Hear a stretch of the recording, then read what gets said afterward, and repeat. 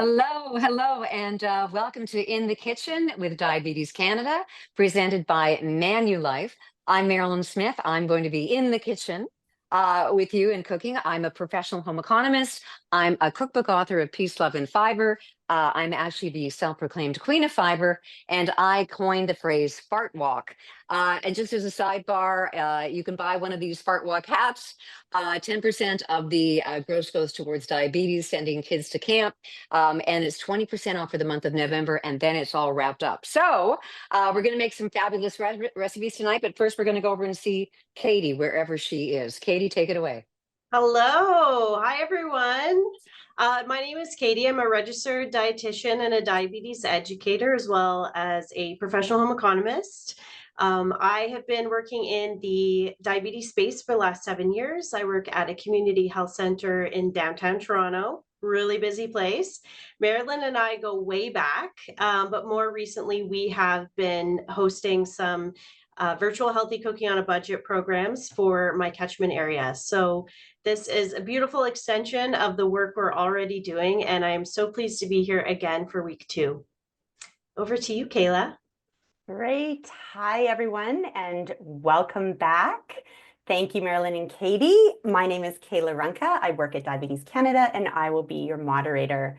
This is the second week of the 4-week series, and tonight is Plate Method Meals. Each class showcases 2 delicious recipes, as well as nutrition tips and information.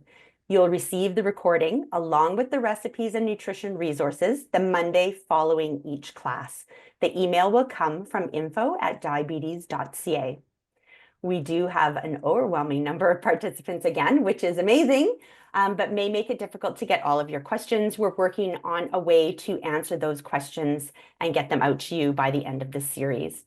We ask that any questions are related to food and nutrition specifically, and that you keep questions generic. We are unable to answer individual diet or diabetes management questions in this format. And for anyone who might require closed captioning, we have activated that feature for you, and you can enable that feature on your device. The sessions are being recorded and will be shared on our website and YouTube channel for on-demand viewing.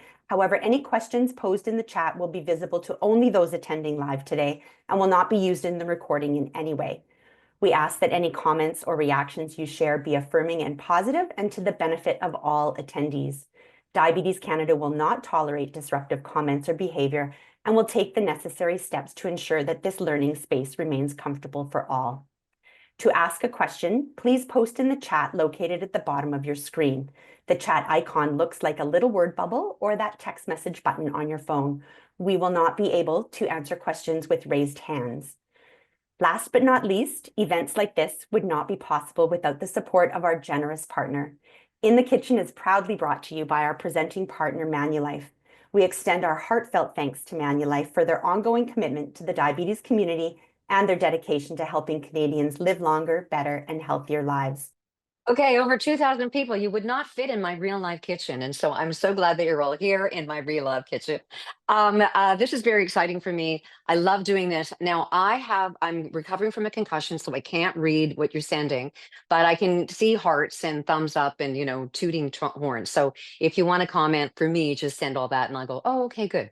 All right. So the first recipe is miso salmon with baby bok choy and mushrooms and brown rice. Now we already showed you last week how to cook brown rice. Just to review, so you're going to always measure your brown rice in a dry measuring cup, and you're going to put it through a strainer. This is a strainer, not a colander. If you put it through a colander, they'll all fall in the sink. And then you measure your liquid out in a glass measuring cup, and it's 2 to 1. So 1 cup of rice to 2 cups of stock, broth, water, whatever you want. Now, I've already got a pot on the oven. I have so much stuff in this kitchen. You will not believe it. It's insane. But I've already cooked it up.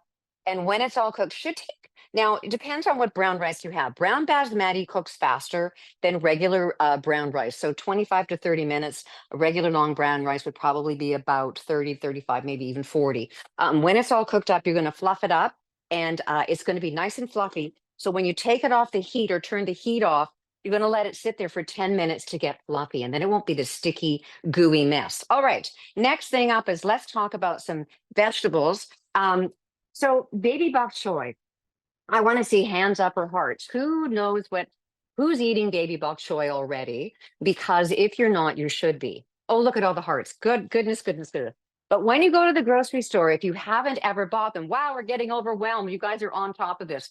This is called Shanghai bok choy. So there's many different varieties. Like there's a Empire apple, there's a Macintosh apple. So you want to make sure you get the right one. This is too big to do the process that we're going to do, which is cook it in the oven. So you really want to make sure that you've got your baby bok choy. We're growing this right here in Canada. I think it's actually on in Holland Marsh, which is very exciting. Okay, so how do you prepare it? So when you get it out of the bag, you want to cut off the end, the little end right there, just to separate it, because there's a lot of dirt on the inside of this, because it obviously grows in the ground. You're going to put it into a little like a salad spinner and rinse it. I'm not going to do all that right now because I already stuck some in the oven so that you could see. And when it's all spun, then you're going to put it into a parchment lined pan along with a pound of mushrooms. Now, Katie, I'm going to ask you to talk about leafy greens in just a second, but I want to just talk about mushrooms for a sec. So when you go pick your own mushrooms, this is a really big tip. Pick the ones, this is called the gills. You see, this is all very tight. If you pick mushrooms that look like this, it means they're getting older. Doesn't mean they're bad. It's just meaning they're drying up. They might not be as wonderful. So when you're picking them yourself, make sure that you've got the gills are nice and tight. Now, to wash or not to wash, you could rinse them off if you want, but don't float them in your sink. That is a sentence to culinary hell if you do that. They're going to absorb water. They're like little sponges. So wipe them with a paper towel. And then if they're big like this, you can cut them into quarters or into thirds. And then you're just going to pop them onto your pan and they go into the oven. All right. So Katie, can you talk about, well, we're going to talk about fiber. And after all, I am the queen of fiber. So I'm going to go in there too. But if you want to talk about the vegetables and the actual, like, let's review that beautiful plate that we're talking about.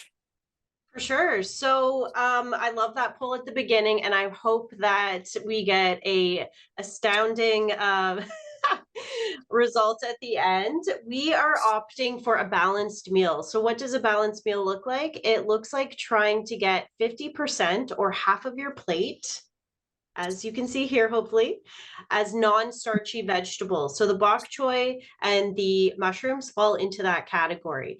This is one of the best ways that we can manage our blood sugar and ensure that we're getting enough vegetables into our diet.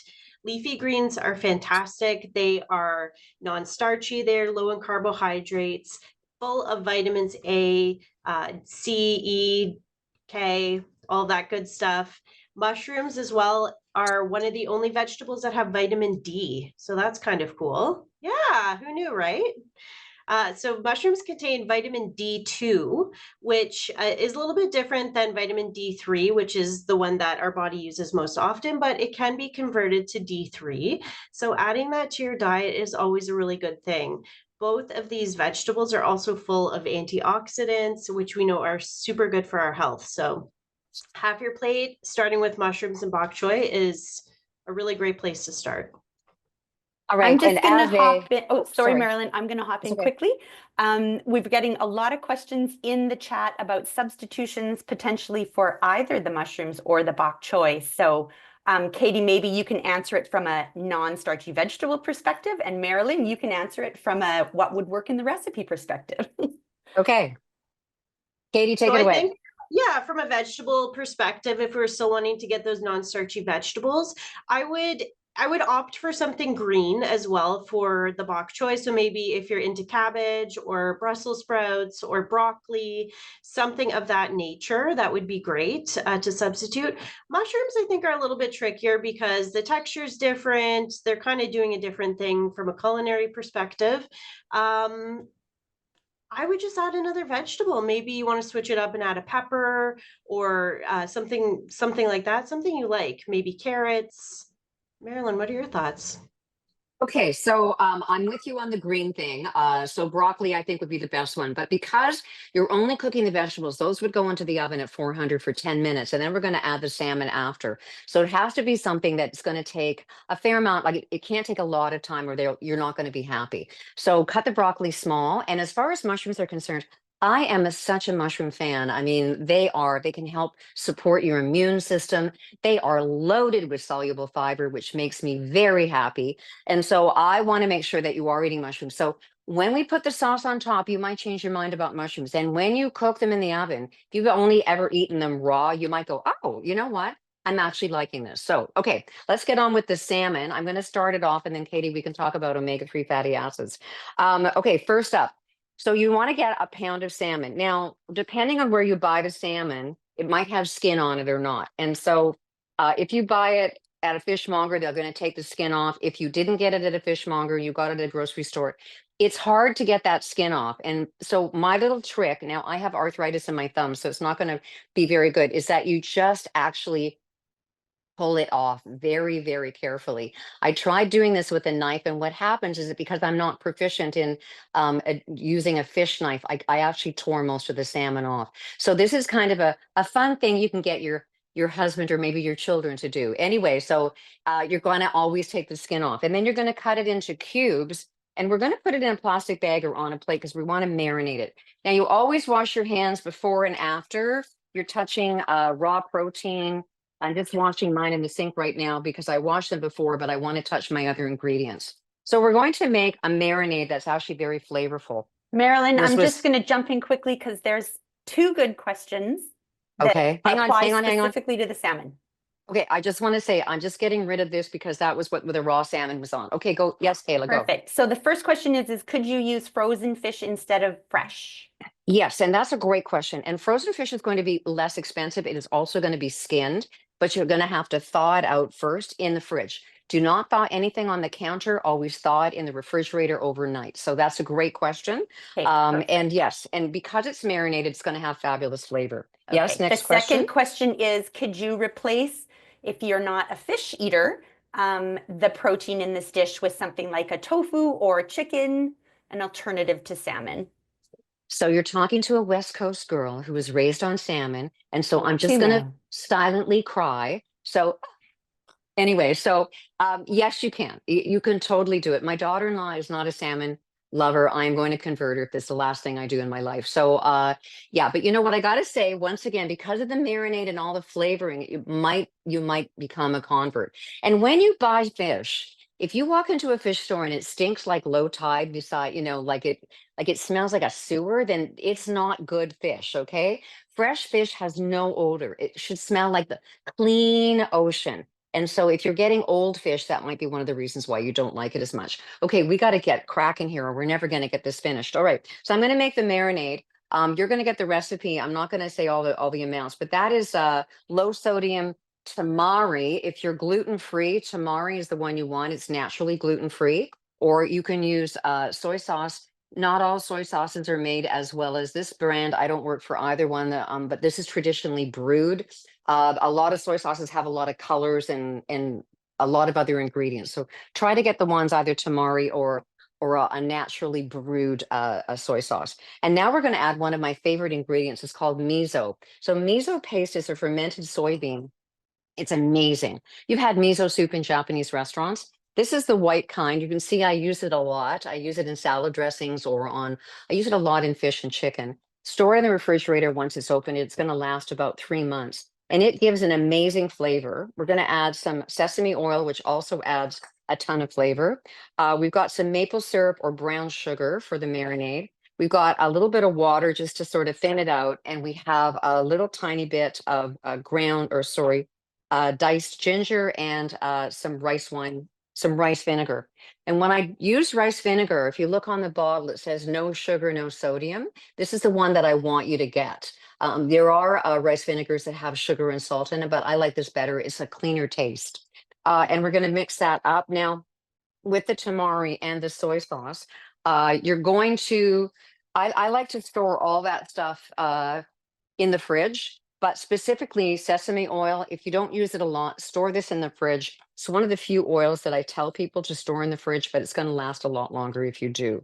So you're going to mix that up until the miso is well combined. And I've already got one already done, so I'm just going to go get it out of the fridge. And you can see that the miso is really well combined. What we're going to do now is take 2 tablespoons of that marinade, and we're going to put it into the bag, and we're going to put that in the refrigerator for 30 minutes. Now, you don't want to marinate fish very long. What happens is that the acid, which would be from the rice vinegar, is going to denature the protein in the fish, and it'll start to fall apart. You ever heard of ceviche? Hands up who have heard of ceviche. Okay, I see no hands up. So this is, oh, a couple, very good. So it's a raw fish dish, but all the protein's been denatured, so you can eat it that way. And that's what happens, but it falls apart. It's very tender. Into the refrigerator for 30 minutes. And then I've already got one that was in there for 30 minutes. We're going to roll it in sesame seeds. So here's my little tip. This was my mother's pan. Don't throw anything out. And I've got a piece of parchment paper that I rinsed under the tap, and then I squeezed out all the water, and then that way you can, it's like malleable instead of like, you're pushing it down and it's popping out and you're going, who came up with this dumb stuff? Anyway, so you just rinse it and then squeeze it, and then it'll all fit in really well. Okay, where's my bag of salmon? Here it is. Marilyn, quickly, someone has Yes. asked, is it okay to just leave the brown sugar or maple syrup out of the marinade? You know what? You can, but see, it's a very, very tiny amount. And when you look at the nutritional breakdown for the whole dinner, it really doesn't have an impact, but the impact that it has mostly is on the flavor point. And so the nuances of flavor are salt, sweet, umami, bitter, all these kind of ingredients. So when you take something out, you really change the flavor point. So if you can help it, you want to half it, but I wouldn't take it totally out. All right, then you're going to roll the salmon pieces in the sesame seed. And I love eating seeds. They're nutrient dense. I love fish. When somebody said, "What about, well, can I use fish?" I don't want to use fish. The omega-3 fatty acids are so good for your brain. And as somebody who's recovering from a concussion, brain health is right on my radar. And fatty fish like salmon, mackerel, not as much in tuna, sardines, anchovies, they all are a really good source of omega-3 fatty acids. And Katie, do you want to just talk about omega-3 fatty acids? Yeah, for sure. So omega-3s we need to be getting from food. Omega-6 we get entirely too much in our diet as it is, so we don't need to worry about those.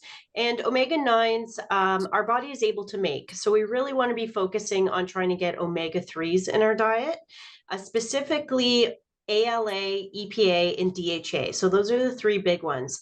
Fish is a fantastic way to get the amount of omega-3s that are recommended for heart health, brain health, everything. 2 servings per week is roughly, one serving is 75 to 100 grams. That's 2 to 3.5 ounces. If we were to look at our palm, half of our palm would be about 2 ounces. Our full palm would be about 4 ounces. So if we can manage getting 2 of those servings in per week, that is a fantastic way to meet your omega-3 needs. Great. I'm a big fan of the animal version of omega-3 fatty acids. Now, there are some plant versions. Also, I actually pay the money and buy omega-3 eggs because they feed their chickens flaxseed, which has also got, it's the alpha linoleic acid, I'm going to say the plant version of omega-3s. But the chickens convert them. And so when you eat a chicken egg, as opposed to a duck egg, but anyway, if you eat an egg that says omega-3, it's because they fed the chickens the flaxseed, and the chickens converted into, I like to call it fish form of omega-3 fatty acids. So I think it's worth it. But Katie, do you want to just give us another couple of examples of plant versus plant omega-3s? Oh, just a minute, before you say anything. Don't ever use this marinade. You're going to throw this out, and don't use this bag again because you can't get all the bacteria out. Sadly, you're going to throw this out. If you want to put this in a bowl, you could have done that instead of the bag. I just used the bag because it was easier in my kitchen. Okay, Katie, take it away. So I'm just seeing in the chat, somebody's asking about trout. I think that would be a great substitution if that's more a flavor that you're into. In terms of plant-based omega-3s, we can get ALA, which is the plant-based form, from things like hemp seeds, flax seeds, walnuts. Our body can actually convert a little bit of that into EPA and DHA, so that's kind of cool. It is beneficial to be adding those things into our diet. That also helps to bump up fiber, which we know is really important for blood sugar management. I'm all about the fiber. Okay, so while the fish is just cooking, that was my bad. I started answering questions too much. It's only going to cook for like 9 to 10 minutes. So the vegetables are almost done. I just want to talk about two other things. So we talked about the gills. When you buy mushrooms, buy them and put them in a paper bag. Now, a lot of grocery stores have the paper bag right there for you. If they don't and you buy them already packaged, make sure that you take them out of that package and put them in the paper bag. And do not put this in your vegetable drawer. That's got too much humidity, and you want to actually keep these dry so they don't go into the vegetable drawer. The next thing up, we talked about ginger last week. Once again, remember, if you weren't here, I use a lot of ginger. You can store it in the fridge in a little container, or you can freeze it. I think freezing it is way fun. It's really fun to grate it when it's frozen. And sesame seeds, I don't label this because I recognize that. Oh, look, I know sesame seeds. But they need to get stored in the refrigerator too. So if you have anything like nuts or seeds, if you want to keep them for longer because of the fat content, it's better to store them in the fridge or the freezer. Either way would be excellent. Okay. So what am I going to do next while I'm waiting for the fish? I'm going to start the plate. Da, da, da, da, da. Okay, so we're going to take the vegetables out. Are there any other questions before we go on to the next recipe?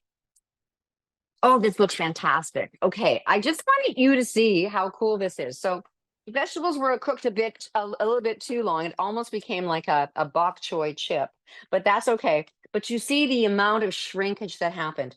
And the mushrooms, they look fantastic. So depending on the size of the mushrooms that you have at your house, they should, you want them to cook in between, it's 10 minutes for the vegetables and then another 10 because you put the fish in. So they should take about 20 minutes. So if they're really tiny, they might overcook, but I like that overcookedness. So I'm all on board with that. And I hope that salmon gets done in time.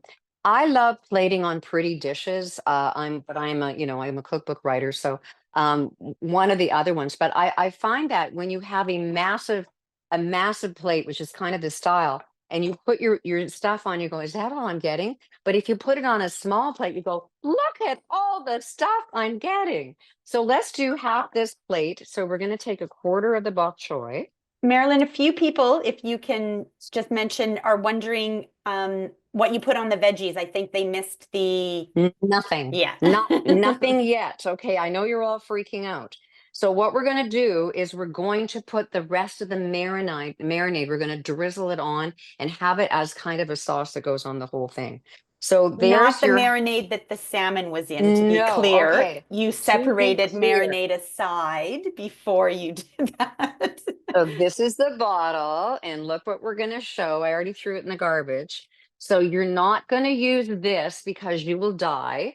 You're going to use this. So this is the main recipe. This is the one that I would mix up, and then I would take 2 tablespoons out of that goes into the bag. And then when you take the fish out, you walk it over to the garbage and you throw it out. And then you wash your hands for the 4,000th time. And then you dry it on a separate tea towel, a separate hand drying tea towel. And then the rest of this lovely sauce that never had the fish in it is what we're going to drizzle on top of the fish and the rice. Okay, so let's get the rice out here, and you're getting a quarter of this. It's a lot of rice. Katie, do you want to talk about the wonderful power of whole grains while I do this? Yeah, absolutely. So if we think about balancing our meals and using the plate method to do so, our carbohydrates could be something like whole grains, or it could be root vegetables as our source of starch.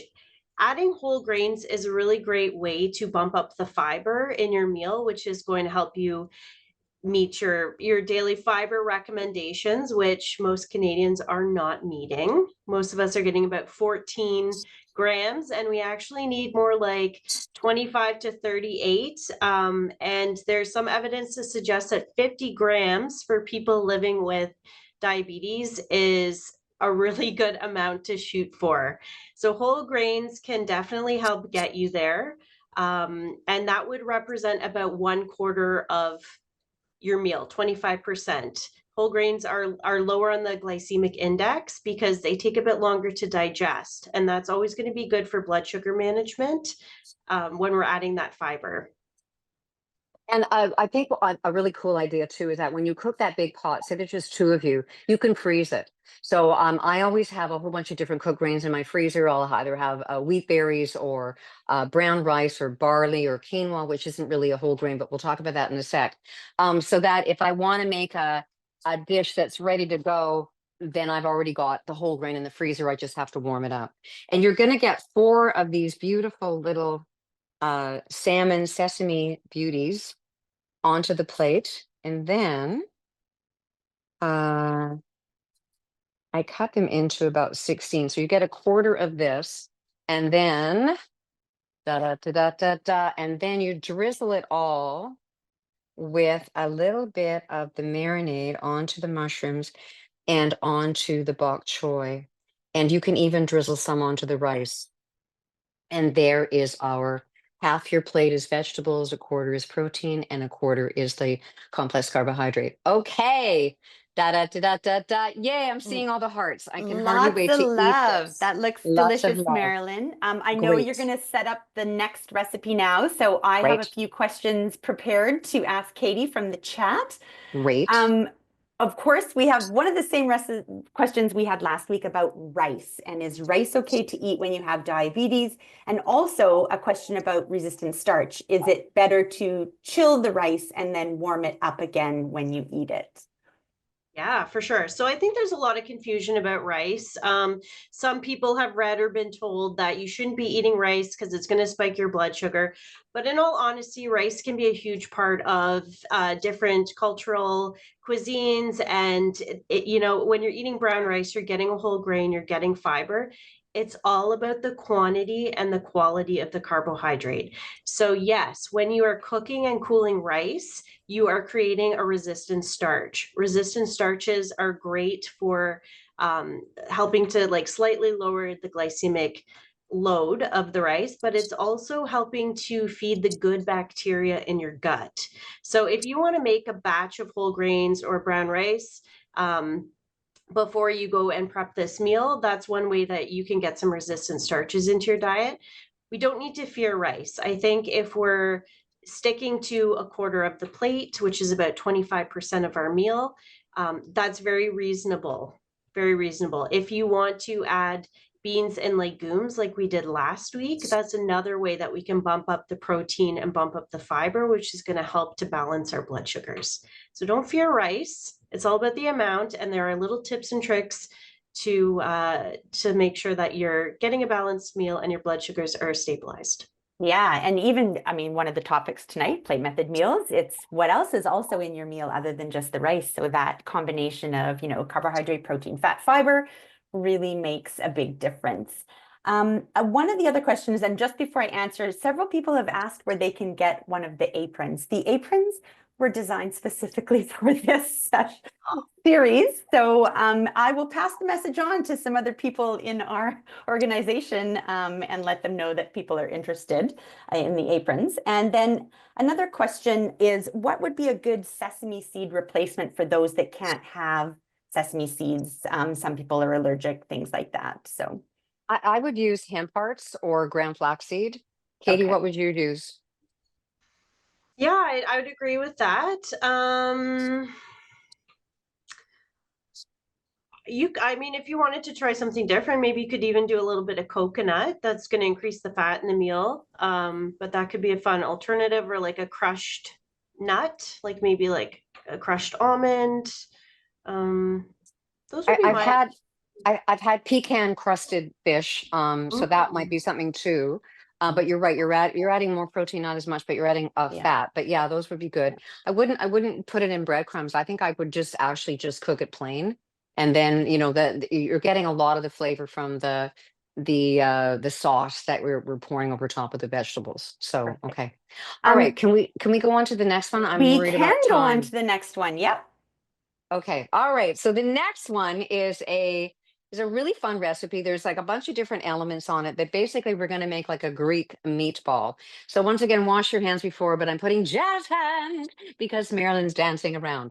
I've got lean ground pork, and I'm going to add whole wheat breadcrumbs. And I did this myself. I keep the crusts of bread, I freeze it, and then when I have enough, I blitz it all up in a food processor, so that I'm not buying white breadcrumbs. I'm using whole wheat or whole grain. There is a whole bunch of garlic in here that's all been chopped up. That's going in there as well. You could have grated the garlic if you wanted to. There's oregano, there's cumin, there's I don't know why that's there, but we're going to throw it in anyway. And we're going to add some lemon zest and some fresh parsley. And I'm going to show you what to do. Like, you're going to go, well, if there's only like a quarter cup of fresh parsley, like that's what am I going to do with all that other parsley in the fridge? So I'm going to show you a couple of things. I make a lot of parsley salads basically because I don't like throwing anything away. And that's all that goes into this meatball. And it's a really yummy meatball. But if you want to put is mild, so if you want to put more oregano in, you could. And if you want it to be even more garlicky, then you could actually puree the garlic or like grate it, and then you're going to have it more garlicky flavoring. I found that when you had big chunks of it in, it was kind of a nice hit too. Okay, so when it's all mixed up together, we're going to use one of my favorite little tricks, which is anybody that's a cookbook author or a food stylist uses ice cream scoops for a whole bunch of things. I use them for muffins, for cookies, not just ice cream, but I also make them for meatballs. And then this way, you're basically having all the same size meatball. Okay, so whoops, spilling out three. We're gonna have to clean that up. So that's all this. I should have left my gloves on. I gotta go wash my hands again. I have no skin left on my hands. Anyway, I'm just gonna use my hands now that I've already done it. So you're gonna make 16 of these meatballs, and they're going to go into the oven at 375 for about 17 to 20 minutes. But I found that they're quite pale because we're not frying them. But a little tip, and I'll show you the ones that I've cooked, is that you flip them over at about 15 minutes, roll them over in the pan, and then that way the part that's been cooking on the bottom is browner, and then they look kind of toasty brown. So you're going to do all that, and I'm going to move that over here. And honest to gosh, you ought to see my kitchen. We need a bigger boat. Okay, I'm washing my hands again. While I'm washing my hands, you want to talk about lean proteins? For sure, yeah. So lean proteins are the other portion of the meal that we're going to want to focus on. So we've got half of our plate, 50% as non-starchy vegetables, the other 25% as our starch food, so whether that's whole grains or root vegetables, and then the other 25% as lean proteins. So if you remember from last week, lean proteins would represent yeah, again, about 25% of your meal, you're looking at things like boneless, skinless chicken breast, fresh fish, lean cuts of like beef or pork could be included, like pork tenderloin. We also want to be including like plant-based sources pretty frequently as well, because they are lower in saturated fat and higher in fiber. So soy-based, plant-based proteins like tofu or edamame, things like nuts and seeds also count, or low-fat dairy. Those would all be great sources of lean proteins to include in your meal. And I think it's so important. And I think a lot of people forget about it that, I mean, although most of us aren't even coming close to our fiber recommendations, but a lot of people do actually get enough protein. So I think looking at it in the context of the plate and realizing that it only takes a smaller amount. Okay, now I'm going to show you how to cook quinoa, because quinoa is one of my very favorite pseudo grains. So quinoa is not a grain, it's a seed. And as a result, is a complete protein. And so I like to use it for a couple of reasons. It's going to give me some magnesium and zinc and a complete protein, and there's fiber in it, but it takes only about 12 to 15 minutes to cook. And so, but you want to you can buy any color you want. It comes in red or brown, or this is just a regular. You want to rinse it. Now, a lot of the packages say it's been pre-rinsed, but I will talk as I'm rinsing it. But in my personal opinion, I think a lot of them just don't rinse it enough. And so there's something on quinoa called sapicin, and it's like a little soapy kind of a taste. And so you really need to kind of rinse it off again. And I don't care if, like I just said, that they all say, oh no, it's pre-rinsed. Do it anyway. It's like takes 2 secs. So after you've rinsed it in a strainer, not a colander, once again, you'll plug your drain. We're going to add some vegetable broth. Now you could add some chicken broth or beef broth, whatever. But in this particular recipe, is the culinary dietitian who came up with the recipe asked for vegetable broth. Now you can buy it in the liquid. You see that I've used Tetra Pak liquid all the time. I use a lot of Tetra Pak. I have a chicken one here. Remembering that once you open a Tetra Pak, it only lasts for 14 days. So I always put the date when it has to be used by, because that best before is null and void. Like if you look at this and say, and you opened it like, a couple of days ago, and you go, no, but it's good until January the 15th, 2026. Once again, you'll kill your family. So this is, you got to write the new date down. Okay. So that's the 14 days. That's the new date. It's into the fridge. But I like these guys. This is no salt added vegetable cubes. It's less expensive, and you can buy it in quite a few grocery stores. And you just dissolve it in water, and you're going to pour it in. So once again, this is 2 to 1, and you're going to stir that up and then put it on the heat. And when it comes to the boil, we're going to turn it down and we're going to let it simmer for about 12, 13, 14, 15 minutes, because it really depends on what your idea of simmer is. So simmer, if I'm a pot, let's all put our imagination hats on. I'm a pot. If I'm just going like this, blah, blah, blah, blah, blah, blah, blah, that's doing nothing. Okay. So simmer, this is boil. Blah, blah, blah. Okay. And this is simmer. Blah, blah, dee, dee, dee, dee, dee, dee, dee, dee. So that there should be some action on the top of the water. Okay. If there's no action, it's going to take forever to cook, and you're going to go, kind of stupid recipe is that? So you have to recognize what simmer is. Okay. So let's get this going, and then I hopefully will show you what simmer is. So when it's all cooked up, you're going to fluff it like you do the rice, how you fluff it up. It's got a fluffer. And it should be, I think a lot of people cook it and it's like gluey, because they keep picking the lid off and stirring it up. Don't do that. No, no, no. You put the lid on, you time it, you don't take the lid off until, it looks like it's like your timer went off. And I'm not starting the timer until it's boiling. Okay. So, all right. So then there's my cooked quinoa. And to this, we're adding a bunch of interesting things. So thawed peas, I think if you have a bag of frozen peas in your freezer, you always have dinner. You always have a vegetable. There's a 1/4 cup of feta, and I like to use the goat and the sheep combo, but you can use whatever kind you want. Lemon zest again. I really like the use of lemon zest that the culinary dietitian used. It really does add a lot of flavor without adding any extra salt. And the cheese has the salt in it too. And then we're going to add some lemon juice, fresh lemon juice, toss that up. And then we're going to add some red onion. And there's always a lot of people going, well, onions make me cry. Okay, well, yes, they do. And I have a solution, and they are called onion goggles. All right. So I don't work for this company either. These are amazing. They're very comfortable. I usually, when I start wearing them, I often forget that I'm wearing them. And then people say, they'll send me a note, you're still wearing I've opened the door to like a UPS guy, and he's like, anyway, so yes, I love my onion goggles. You can Google them. You can Google your goggles. Anyway, I so love it, Marilyn. Contact lenses work a charm too. yes, So because it's a barrier, but also, can you talk about that proper way that you're holding and cutting an onion? Because I think a lot of right. people don't know that. Okay, so you can't cut on a roll. Like if it's rolling around, that's called, you're going to cut your finger off. Okay, so you always have a flat surface. So no matter what you're chopping, try to get a flat surface. So I usually cut the onion in half, and then you want to hold it so that you're not going to cut your fingers off. So you sort of hold it with your fingers tucked in. But here's the biggest tip: your knife has to be sharp.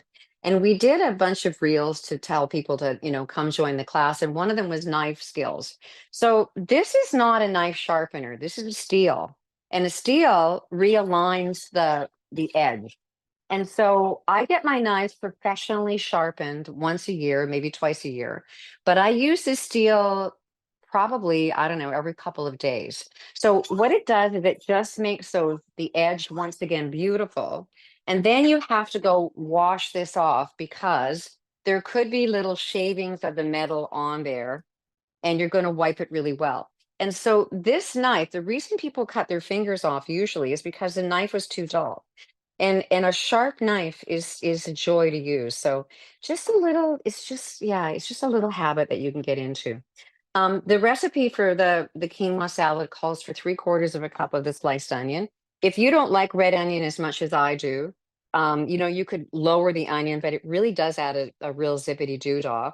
Or you could even use green onion or another sweet onion. If you're living out in Vancouver or the West Coast, you might have Walla Walla still in the store. Or if you're in the East Coast, you might have a Vidalia. But the red onions, these are actually us from my farmer's market. So that's a really pretty salad. And then the other salad that we're going to make with this is so the meatballs I pretended went in the oven. I'm going to show you what they look like when they're finished in a second. But I already cooked them. So the next one is a little kind of a side salad. And I love, I'm not living with diabetes, but I eat like I am living with diabetes because all of my plates are this way. Half is of vegetables, the quarter protein, and then the quarter either a complex carb or whatever. But we eat a ton of vegetables. And we know that the people who have the least amount of disease in their life, there's a whole bunch of healthy habits, but one of them is they eat a lot of fruits and vegetables. And it's because of the antioxidants, it's because of the vitamin and minerals, it's because of the fiber, but it's just such a great habit. So and I try to use local seasonal, and we grow so much hothouse stuff here in Canada. So this is greenhouse cucumber, one large one. And these are the greenhouse tomatoes that are grown here in Ontario, but I know BC has huge greenhouse growers. And I've just chopped them up into like quarters or the whole thing when you make a salad like this is that you don't want it to look like a salsa. Like it shouldn't be like, oh, what is this little red thing I'm eating? So I think it's kind of fun to be able to actually see and go, oh, look, it's a tomato and a cucumber. This is yum. And I just want to show you the tomatoes that I've been buying. So this is the hothouse, and I find that the ones that are on the stalk, they ripen on my counter, and they really do taste like a tomato. Where before when we used to eat tomatoes in the middle of winter, it was like, well, it was a reasonable facsimile. Well, it looks like a tomato, but I don't think it tastes like a tomato. So I find that these guys usually they have a better flavor, and keep them in the window or Hey, Marilyn, in the sun. Yes. you still got your onion goggles on. Oh, thank you. See, they're so I'm just going to jump in tall. with a question too, because I know, and probably this is a question for Katie, although Marilyn, you are the queen of fiber, so feel free to pop in.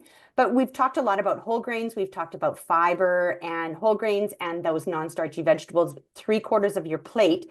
That's a lot of fiber. So what are the ways that you can help increase your fiber without causing some of those GI side effects for those people that aren't already consuming 3/4 of their meal in high fiber foods? So can I jump in first, Katie? Yeah, go for it. Okay, so low and slow, and I usually talk about this. Oh, hang on. This is boiling, so it's boiling and the lid's going to go on. Okay, so boiling, and then I'm going to turn this down. So low and slow. I'm not going to talk about fruits and vegetables. I'm going to talk about like specific things like flaxseed, which has got a whole ton of fiber in it. And I always tell people like start with a teaspoon a day, build it up to 2 teaspoons, go to a tablespoon. Because if you give yourself 2 tablespoons a day, which is kind of what you're supposed to, the recommendation is, your GI is going to go, hey, like it's gonna die. Like there's gonna be a war. You're not gonna feel well, and then you're gonna hate me. So low and slow, and always add more water. Okay. So now, Katie, you take it away and you give them all the other wonderful information about how to add fiber. Or did I Yeah. steal all your thunder? No, sorry. No, you're very on point. Yeah, low and slow. You don't want to be like glued to the washroom because that's not fun, and then you're not going to want to eat like that anymore. So definitely just incrementally adding things. If you can prioritize adding vegetables and fruit to each meal and as a snack, that's a great way. Even if it's not 50%, if you're just slowly incorporating that or just slowly incorporating things like beans and legumes, another great way to add in more fiber. You don't want to overdo it. It is you know, it's a marathon, not a sprint. And yeah, you want to go low and slow, and definitely be drinking lots of water, because sometimes if you intake too much fiber and you're not maintaining your fluids, you can cause constipation, and that is not fun either. Might be surprising that that can happen, but yeah. Yeah, I Lots always and say that lots of water. basically you're making cement in your GI if you don't drink enough water, you know, and that's a For sure. bad thing. If you're lucky enough to win one of my books, so and if you're not, you can go buy one. But there's a portable emergency snack, fiber snacks in it, and I'm always surprised at how many, you know, like an apple. Okay, that's almost 3.5, maybe 4 grams. A pear, 6 to 7 grams of fiber. You know, a banana, 2.1. So you know, if you add those little bits at a time over like what Katie said, it's not a sprint. It's a long haul. It's a long haul thing. And on that note, Okay. Marilyn, we haven't Yeah. announced to everybody that those people attending tonight will be entered to win one of 10 of Marilyn's Peace, Love, and Fiber cookbooks signed by Mhm. the Queen of Fiber herself. So I will draw randomly 10 names of those who attended tonight, and you will receive an email from me shortly after this class within the next day or so, asking for your address. So it will come from me at a diabetes.ca email address. So you know it's a real person asking you for your mailing address, because your name has been pulled to win one of Marilyn's fantastic cookbooks. Great, thank you. Yeah, no, I'm really proud of that. It's kind of a love letter to your colon. Okay, so we got the tomatoes and the cucumber. We're going to add the dressing, right? We're going to make it right in the bowl. So it's red wine vinegar, and I think I think it's a vinegar that you really need to have in your house. It adds a certain kind of a next level flavor, but if you don't have red wine, just use regular or even apple cider, or you could even use the rice wine vinegar. And then we're going to add 2 tablespoons of extra virgin olive oil and toss that all around. And then there's also some cracked pepper and a little bit of salt that you're going to add into that. Now, I don't use, remember we talked about this last week. The salt, make sure that it's iodized salt so that you're getting the iodine in. Because for the people who don't like fish or not getting fish in their diet, you know, we need to really make sure that we're using foods that do have iodine. And if not, make sure that you're using iodized salt. Okay, let's go back to what do I do with all that parsley? So this is a really pretty salad. I mean, it's lovely, it's fresh, it's wonderful. What about if I added a whole bunch of parsley to it? So I'm adding nutrition. I'm really not adding anything as far as calories are concerned, but I'm adding something more, and then I don't have to worry about, you know, getting rid or throwing away that parsley. So this is what I do. When I buy parsley for a recipe, and I don't use it all, I put it in salads. I chop it up finely, and it just becomes another green on my plate. So let's start the presentation. So we've got our 4 Greek meatballs, and you can see that see how I flip them over? You can see the browning of them. So but if not, if you wanted to, you could just put them on the broiler, underneath the broiler, and then that's going to bring them up. We're going to add some of this fantastic quinoa salad. It's a big portion. So it's a quarter of the salad onto the plate. This is a really filling dinner. And then a quarter of this. And it's such a pretty plate. So that works out to be about a quarter. And oh my goodness, oh my goodness. And you are going to be full and satisfied because this is filling you up. One of the joys of fiber is that the people who eat fiber-rich diets are fuller longer because it does fill you up. And that's one of the tricks.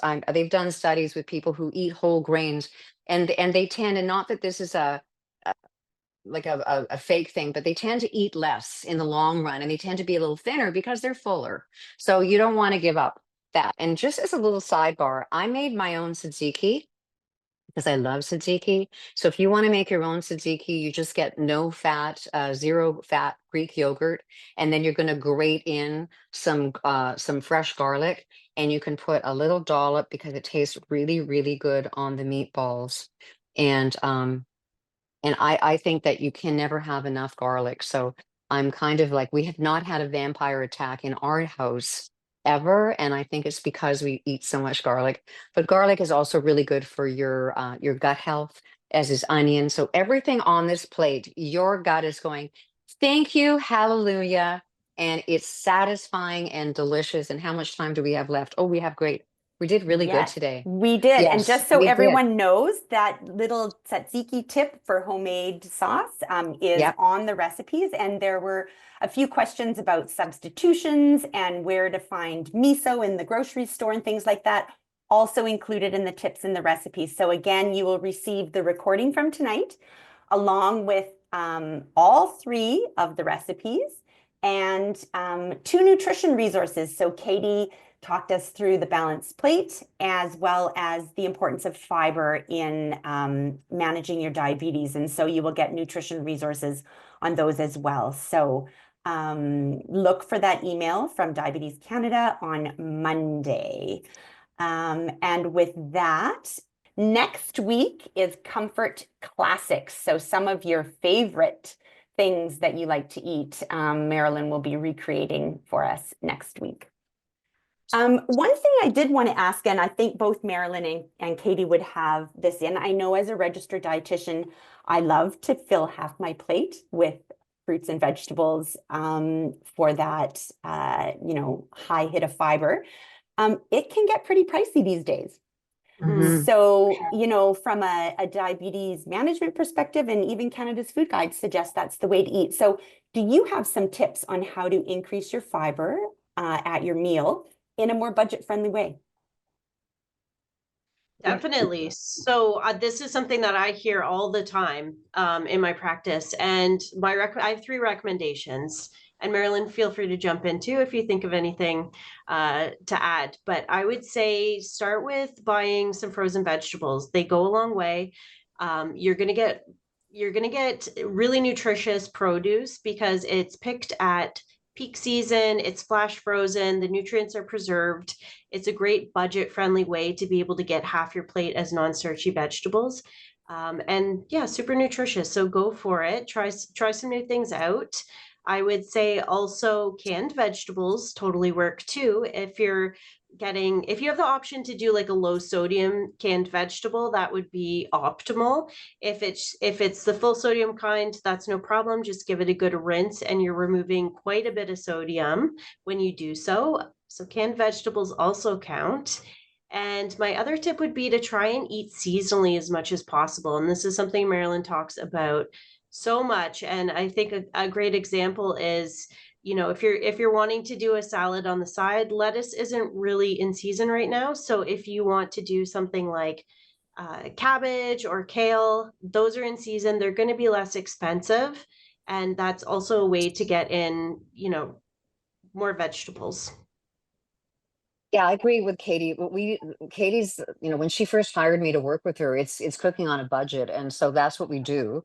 And I think a lot of people got turned off by frozen fruits and vegetables years ago, and you don't need to be there. The quality is fantastic. We eat a lot of frozen fruits and vegetables, but I think the other one that people forget about is that you can go over to in the produce department.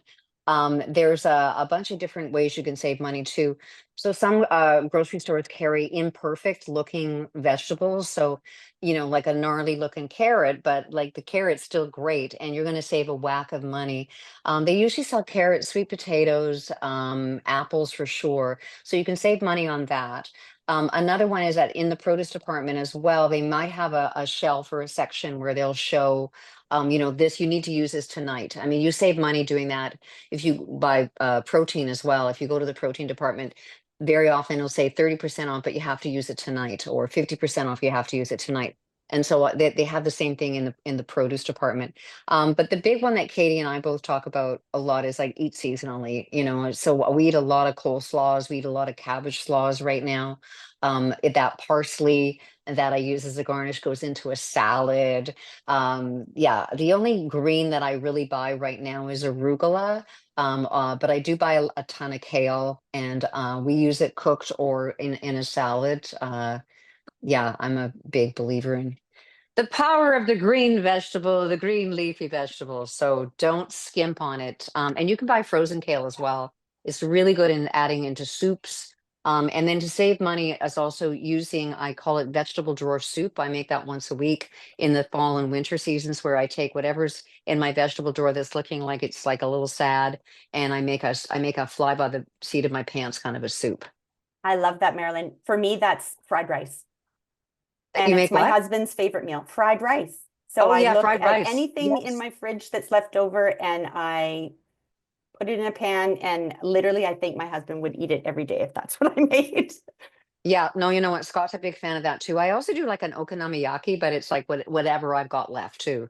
So Yeah. it's not really an okonomiyaki, which is a fried cabbage pancake. It's not that at all. It's just like this kind of weird thing that I created. So yeah. All Well, we're right. getting It's quite good. lots of love, lots of thank yous in the chat. I'm going to remind Right. everybody that it will be me contacting you if you win one of those 10 cookbooks within the next day or so. Next week's session is Comfort Classics, so please join us again in Marilyn's kitchen for some more great information. And look for that email with all the recipes and recording to arrive in your inbox next Monday. Thank you, Marilyn and Katie, and thank you to our presenting partner, Manulife, and we hope to see you again next week. Thanks everybody for being here. See you next week. Thank you. Bye.